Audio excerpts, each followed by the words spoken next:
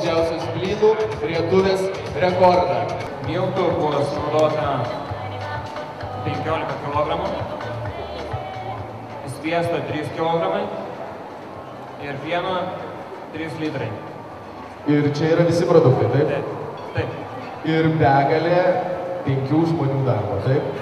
Šiuo metu yra 1,35 cm, tai yra jau beveik, tai yra 46 cm daugiau nei buvęs užfiksuotas rekordas 2001 metais Rumšiškėse. 1,70 cm. Sveikinam!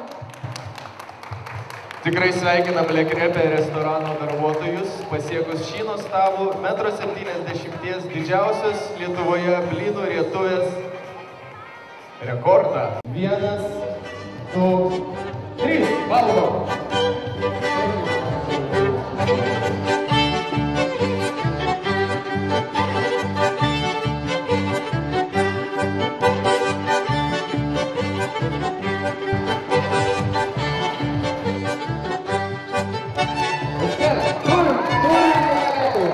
Vienintelė mergina šioje grupėje ir turime